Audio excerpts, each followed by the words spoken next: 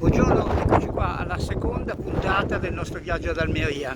Oggi mi trovo a Cabo de Gata, dove c'è il faro. Questa è una zona bellissima, con un mare splendido. Ora vi farò vedere il faro e vi racconterò una leggenda a proposito delle sirene.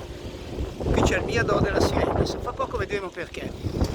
Ecco qui davanti il faro di Cabo de Gata. Cabo de Gata è appunto un capo sul mare di Almeria, che è riserva naturale, un mare bellissimo, non è affollato, vedete la spiaggia, ci sono delle persone. Qui c'è il faro che sovrasta questa montagna, questa piccola collina, più che montagna, da dove si poco più in là c'è una scogliera particolare. Questa scogliera si chiama gli Scogli della Sirena. Si chiamano gli Scogli della Sirena, in spagnolo Los Arrecifes de las Sirenas. È una zona bellissima, spettacolare. Potete vedere, è incantevole. Qui ci sono due leggende che portano a questi scogli, che raccontano la storia di questi scogli. La prima è quella di un pescatore, un povero pescatore della zona, che soleva venire a pescare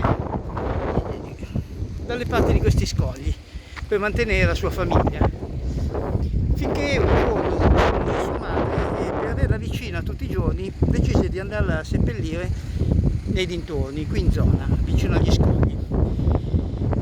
Passando di giorno in giorno, continuava a pescare. Un giorno cominciò a sentire dei rumori strani, delle voci, si spaventò e tornò a casa. Poi, tornando ogni giorno, sembrava cambiare. Le voci si sentivano sempre di più, però lo spavento cominciava a passare, cominciava ad abituarsi a queste voci, finché un giorno vide una donna uscire dall'acqua con i capelli verdi e una voce incredibile, e a quel punto veramente venne preso dallo sconforto e scappò via, seppur poi tornando a questa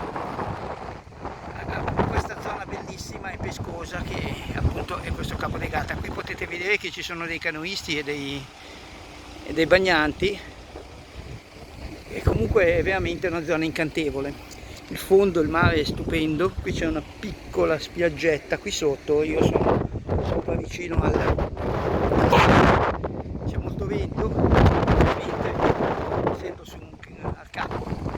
E un'altra leggenda invece narra che in un periodo in cui le foche monache non c'erano più in Spagna, in questa zona, un giorno fu avvistata una colonia di foche monache che soleva mettersi sugli scogli come in una posa, come se fossero delle sirene. La cosa insomma colpì un po', sono leggende ovviamente, però insomma anche nelle leggende c'è sempre un fondo di verità di qualcosa. Qui intorno vedete le montagne già cominciate ad avere un'idea di quello che poteva essere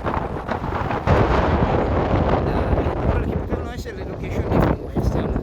Come vedete sono montagne brulle, pietrose, e qui ci sono delle montagne proprio, e all'interno la situazione è molto più pianeggiante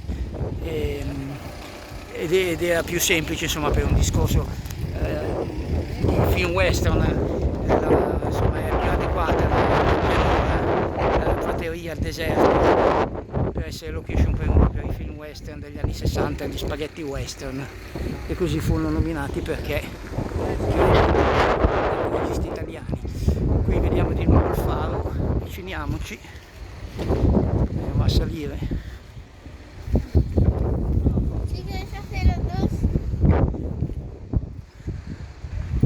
Il panorama è mozzafiato, come potete vedere. Ecco, qui si vedono gli scogli delle sirene da un'altra angolazione.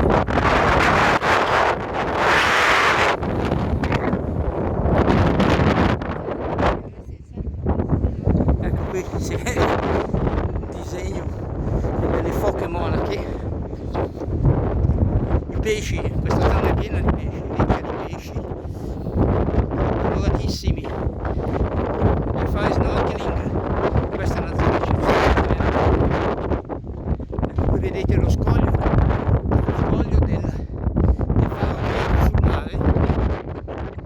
Eccolo, una zona bellissima.